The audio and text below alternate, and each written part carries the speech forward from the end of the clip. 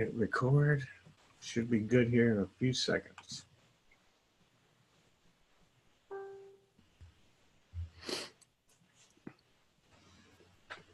All right, everybody. I am here tonight, as promised, that we are going live with Mr. Todd Falcone, Falcone, who wrote this amazing book, Fearless Networker.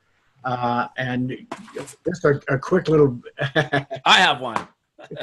A quick little background. I have been following Todd for a long time and learning from him and his mentorship. And he was the keynote speaker at our network marketing convention in October this year, at the end of October.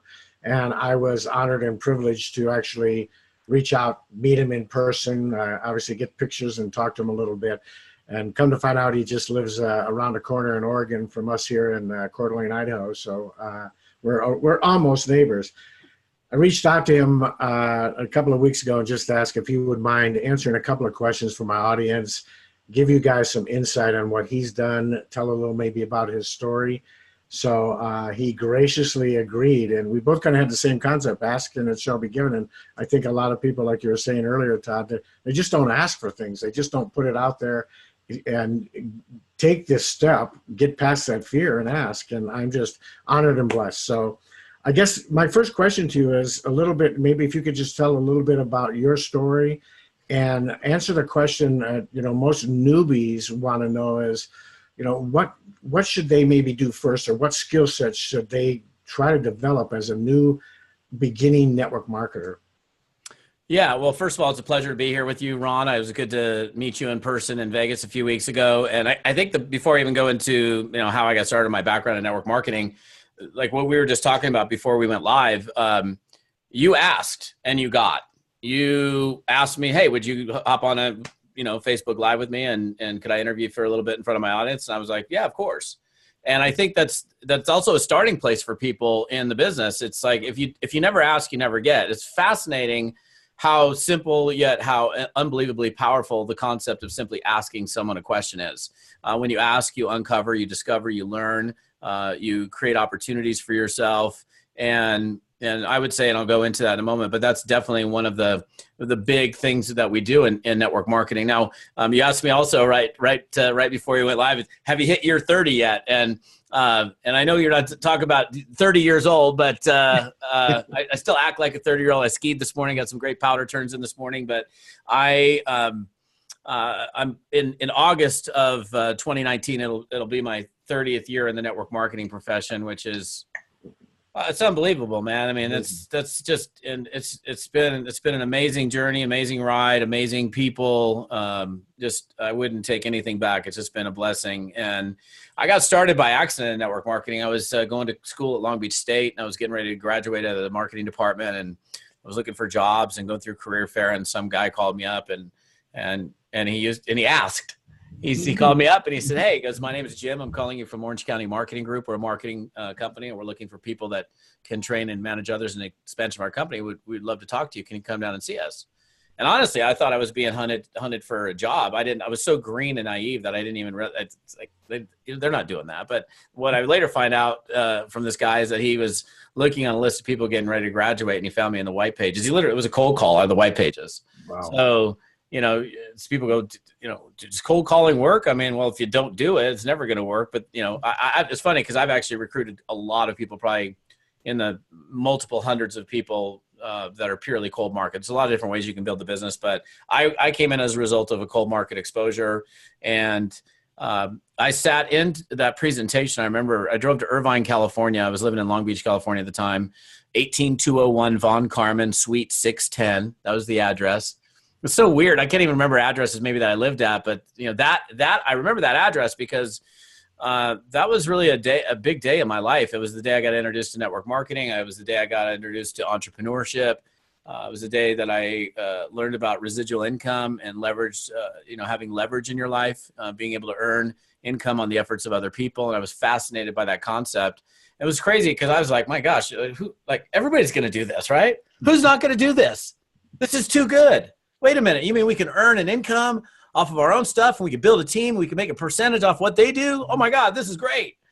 And, obviously you come to get into it and you realize that not everybody's into it. And I think not everybody's into it sometimes because of a misunderstanding or maybe a bad experience that they had. I had such a clean slate. I'd never heard of multi-level marketing, network marketing. I'd never heard of I didn't really know what being an entrepreneur was. Not like I didn't know what an entrepreneur was, but I never really thought about being an entrepreneur. I was just trying to find a good job so I could go make some money and, use that college degree that I was about to get. But it started in that, like I said, almost 30 years ago. First couple of years was a little bit of a struggle for me. A lot of learning, a lot of great learning, a lot of great education.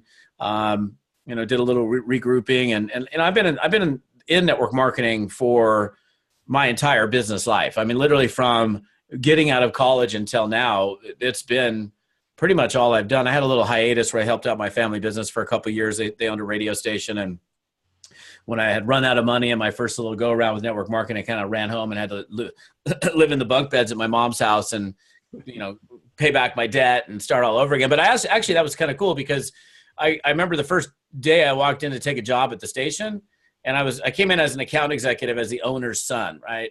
And so I remember walking into the sales meeting, and I could so visualize the first day, and I got these frowny salespeople like looking at me like, oh God, here comes the owner's son. He's going to be that lazy guy that they're going to probably take accounts from me and give them to him, and whatever. They were grumpy. They didn't want me.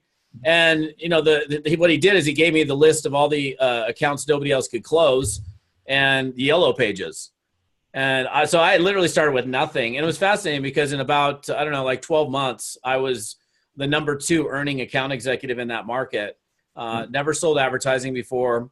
And I think one of the big reasons is I came in with a different state of mind. I came in with a different attitude. It was, I would get into the office at 7:30 in the morning, and I'd be preparing and getting stuff done. And I would be running out to my first meeting before any of the other AEs ever even got in the office. And then, it was funny because right around 5 o'clock, even though it was not a 9 to 5, no sales job is 9 to 5.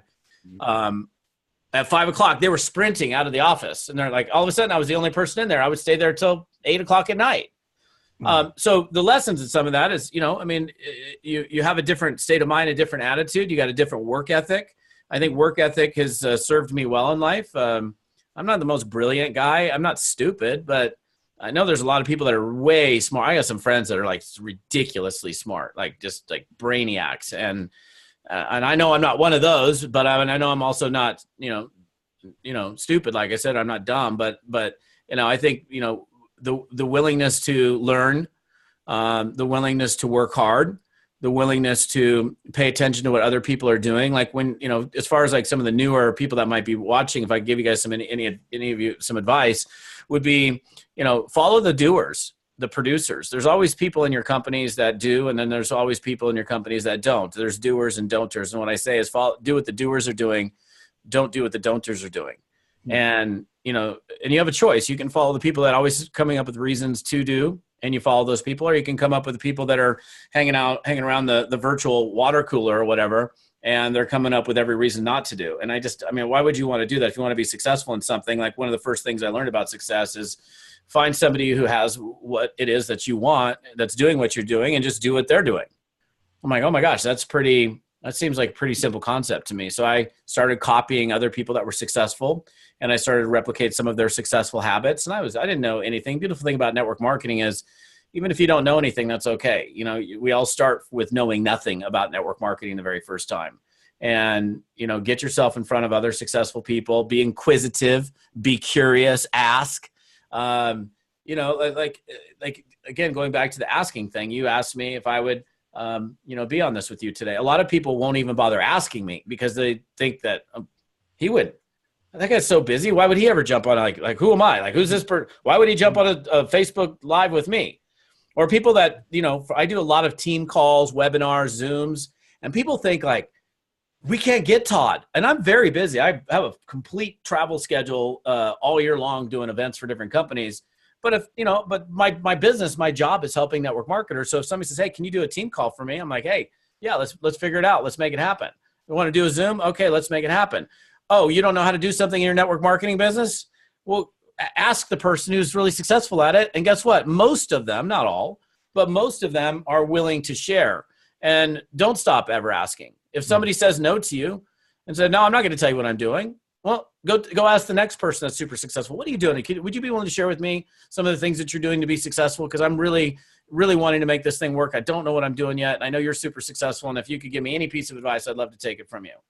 So that's just a great universal philosophy that I think a lot of people forget about for some reason. Well, and one of the things that, for those of you who are listening, we talk about this all the time, and Todd is exactly right. You need to ask, you need to find someone that has done what you want to do and mirror and match them and learn from them. And I think one of the biggest challenges most people have in network marketing is they feel like they're in this universal bubble that's outside of all the norms, and they ask, but then they don't follow instructions, they don't practice, they don't do any of the things that the mentor, someone like Todd here, is telling you to do. They just don't follow through. They don't follow the instructions, and they think they know better. And they would never do that in any other career or in anything else they do. It's mind-boggling to me. I mean, and like when I go speak on pretty much every platform, one of the things I talk about, and you just mentioned the word practice. Like if you're going to get good at anything, you can't get good at something that you never practice. So you're like, well, I want to be really good at network marketing. I'm like, great. Well, how much have you practiced? You're like, what do you mean? I'm like, dude, you just told me you want to get good at the business. You can, you can get good by doing. That's one way, experiential learning, but taking the time to practice is super important as well. So that to me is a missing ingredient for a lot of people. And it's a reason, I think to some extent, it's a reason why we as a profession will continue to get a little bit of a bad rap. It's not like, look, network marketing, I think network marketing is the best way you can go out and make money, and you don't have to have a bunch of money to start it. And you've got so much leverage, and you can start with pretty much zero and build as big of a business as you want with not all the challenges that in the overhead that typical businesses that you might start would have. But you still got to work on it. And I would say for all of you that are watching, like, how much are you working on your craft? Because every top athlete, every top performer, every top person and whatever it is that they do, they worked on it. Like, Malcolm Gladwell talks about, 10,000 hours. It's like doing it. I mean, if you do something like, I'm not the same guy I was 20 years ago, 30 years ago in network marketing. I was a stuttering, sweaty, nervous wreck. I couldn't recruit anybody to save my life. I was terrible at recruiting. Well, how do you go from terrible at recruiting to being one of the top recruiters in every company you've ever built? Well, by doing every single day, not by thinking about it, by taking action every single day, and by learning from that experience and by practicing. Those are some simple things that anybody can do. It's just a matter of whether you're, willing to actually do those very simple things that make the biggest difference. If someone was, we've talked about finding a mentor and following instructions and practicing and doing these things. If you were going to give the new person maybe 2 or 3 skill sets that they should concentrate on, like maybe prospecting or inviting or whatever, what would you suggest? Well, if we look at the main things that we do in this business, inviting people to take a look, that's like one of the most important, simple skills actually. And you can keep it bare bones simple. We could, you don't have to have 57 different invites. Like I've got a product called the Little Black Book of Scripts, which was one of my best-selling trainings I've ever put out. And it's literally got every approach for all these different situations you're going to find yourself in. And it's very helpful. But you don't need to have you can just have one. Hey, Ron, Todd Falcone, how's it going? Good. What's up? Hey, listen, I'm super excited. I just launched a new business. I would love to show you what I'm doing. I'm super excited about it. If I shot you access to a quick video, you spend a few minutes, take a look at it. Whatever. I mean, that's I just threw that out off the top of my head, but that would be a simple invite that if you kind of got down, you could be able to deliver in a lot of different situations. So I think getting comfortable with being able to invite somebody is really, really important because it's the beginnings of your success. You first have to be able to enroll customers on your products and services and be able to enroll distributors if you're ever going to have a team. You don't have a team until you've recruited somebody. But then, beyond recruiting somebody, like the core skills, I actually did a training about this the other night. Things that if you're going to focus on specific aspects, in fact, I'll roll through them with your audience. In fact, if you guys, I don't know how many people have it, maybe you'll have to re-watch the video or something, not live to recapture this, but some of the most important things that you need to be thinking about and working on getting good at and working on is your mindset around your self-belief, your mindset around, your success consciousness, like you're like thinking like I can't do the poem. My stepdad can do the poem, but if you think you can't, you can't. And if you think you can, if you think you're, I don't even know the whole poem, but you can go Google it and check it out. But your thoughts are significantly determining factor on your success. So constantly working on your mindset, because go watch the news later. It's all negative. It's all trash. It's all garbage. It's not success. It's not accomplishment. It's not victory. So while we're being fed all this crap, all this garbage, we need to force feed ourselves with positivity. Wake up in the morning, read something, listen to something. You don't have to read my book. I think my book's pretty good. I mean, I've got this book on my desk at all times, Success Principles by Jack Canfield. It's just a great conceptual book on success and the principles of success. I've read it, I don't even know how many times. I continue to read it over and over again. Feeding yourself, it's like nourishment for the mind. So the mindset aspect is super important. Your ability to prospect and recruit. And there's a number of things under prospecting and recruiting: inviting, following up, addressing objections. Like when I wrote this book, and it's 108 pages. It's an easy book. We still give it away for free. Just pay for shipping off my website. But the book is, I give you simple invites. And I made this as a training tool. Okay, here's some invites that you can use. Anybody can learn. Here's the most common objections that you're going to get, and how to deal with every single one of those objections. You have to follow up, because the fortune, yes, is in the follow-up. You don't just throw out information and keep your fingers crossed and hope that people are going to get back to you. No matter how good your deal is, how good your product is, you have to go get the business. You can't wait for it. And so I would say that making sure that people are on top of their follow-up routine, their follow-up game, is super important. And it's really more decision-based than it is skill-based. It's a matter of calendaring. It's a matter of organization. People are like, I lose track of my prospects. I'm like, what? Put them in your calendar. I talked to Ron today. Ron, I'm going to get back to you tomorrow. Ron's in my calendar. How did I remember to be here today with you at 4 p.m. Pacific time? Because it was in my calendar.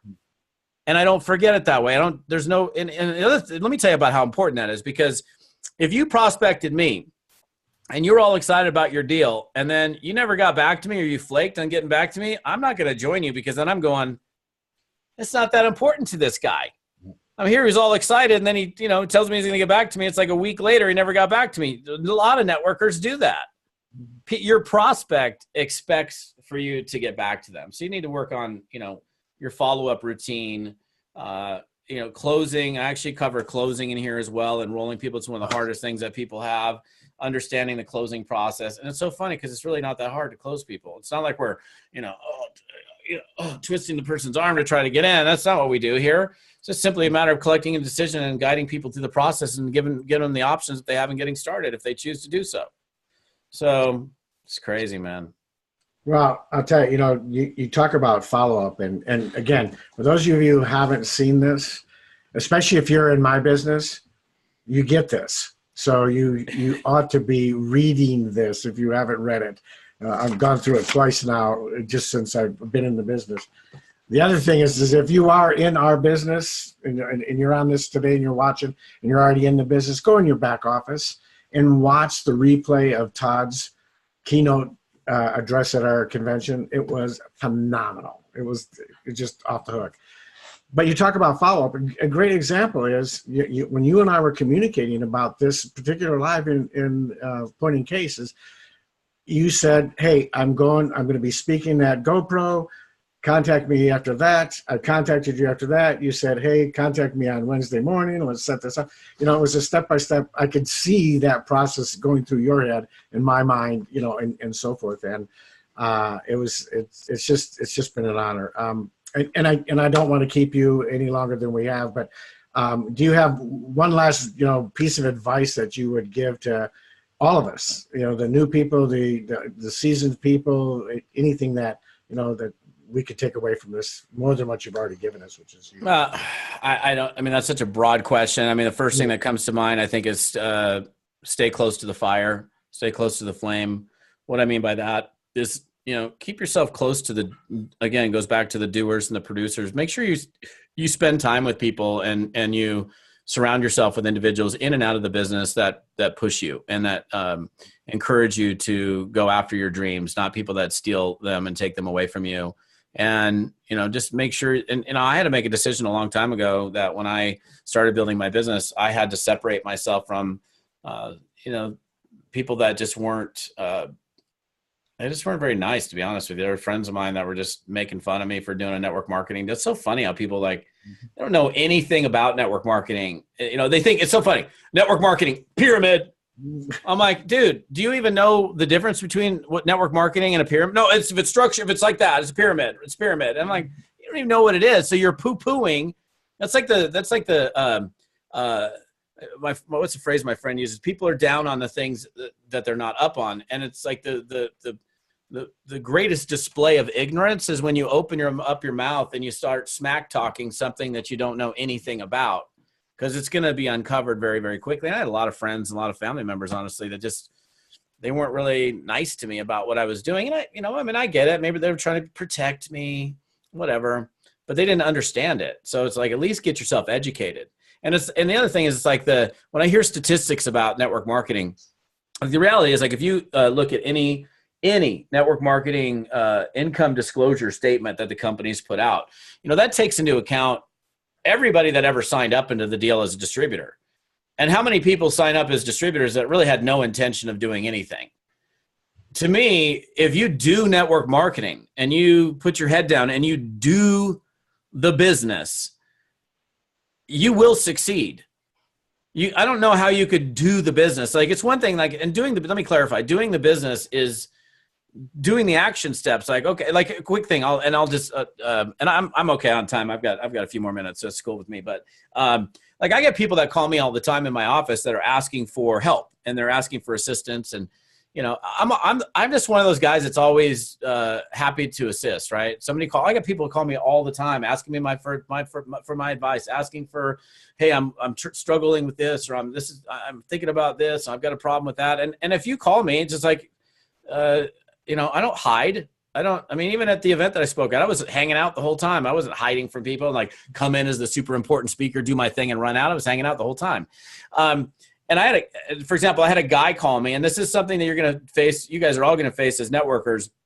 I had a guy call me. It was October 15th of 2016 was the date of the call. And he calls me. I'm this guy I've known for a while. And he called me and he's like, hey, Todd, how you doing? I'm like, and he sounded depressed when he called me. I said, what's up, man? He's like, oh, things aren't going very well. I'm like, geez, well, talk to me. What's going on? He's like, well, what's good out there? I'm like, what? I go, what's good out where? And I know what he's asking. He's like, what's the hottest, latest, greatest, newest, thing on, because I know I got my thumb on the pulse of network marketing. So I know what's happening and what's not. And so he was looking for a new deal. And I said, well, before we get into the new deal thing, let's just talk about you for a second. So, and I met this guy on a cruise ship about 10 years ago. I said, you're still with the same company, right? He said, yeah. I said, how long have you been there? He said, at the time it was like 9 years. I go, okay, 9 years. All right. So you've been in the company 9 years, you're full-time in the company. And right now you're coming to me and humming, drumming, things aren't good. And you're looking for a new home. Let's talk about your business for a second. How many people have you personally recruited in 2016 was my question. Isn't that a legitimate question? Like, if you're telling me your business sucks, how many people did you recruit in a year? And he goes, well, you mean how many total team members joined? I said, I didn't ask you how many total team members joined your downline. I said, how many did you recruit? And he's like, and he hemmed and he hawed. I already know before the answer's coming. I already know what it is. And he goes, well, maybe 4. And I'm like, bro, dude, 4 people in 10.5 months and you're a full-time networker? Come on. I said, how many people have you recruited in 9 years? And he's like, and he's like, well, total probably in 9 years, 40. I don't know what the math is on that, but let's see. Let's just do the math on that. To say 12 months times 9 years, that's 108 months divided by 40. Oh my gosh. It's not very many. It's like minuscule. It's like you can't even calculate. So in 9.5 years, you've put 40 people into the business. I said, how many hours do you work in and on your business right now? Like, tell me, like, you're full time. How many hours in and on your business do you put? He goes, and he answered, I love it. Hey, how are you? That's the beauty of working at home, man. I love it. It is. So the answer was 10 to 15. I said, you're a full-time network marketer. You're 10 to 50. I said, if you ask me right now, am I speaking and seminar company? I'm going to tell you, I probably put 40 to 60 to 70 hours a week into my business when I'm working. I work hard and I play hard, but when I work, I work. You're not doing the work, dude. You need to get focused on what you're doing and actually do something. It's one thing now if you're doing. You said, man, I've worked my tail off. I've prospected 1,000 people in the last 12 months and I got nothing to show for it. Well, then we got some other problem that we have to address. But that's commonplace. Like this, that's a very common theme when people call me and I'm like, first thing I always go to, and I would say for those of you that are listening, you got people on your team that come to you and they're complaining that they're not getting results. I would just ask them, let me ask you this. How many people have you prospected in the last 90 days? Yep.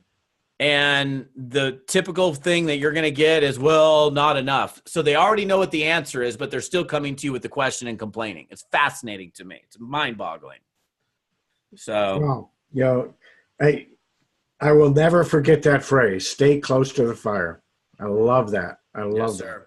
Stay close to the fire. You know, we've got so many people. We've got, you know, we've been blessed. I've hit 25K the day the convention ended. I was sitting in the airport of Seattle coming home, and I looked at my phone and I hit 25K.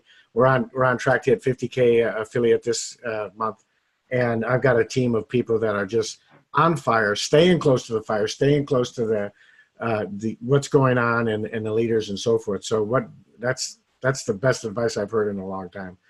Todd, I can't thank you enough, man. This has been awesome. I'm so glad I asked.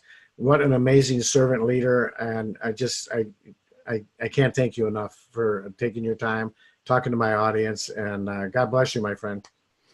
Ron, my pleasure. I appreciate you. I love your energy. I love the fact that you came up to me and said, what's up? You reached out to me. That's all great qualities, and it's great to call you a friend. I appreciate it. All right. Thank you. Thank you so much. Thank you, everybody. And I can't wait to do another one of these. So God bless everybody. Thank you. We'll see you.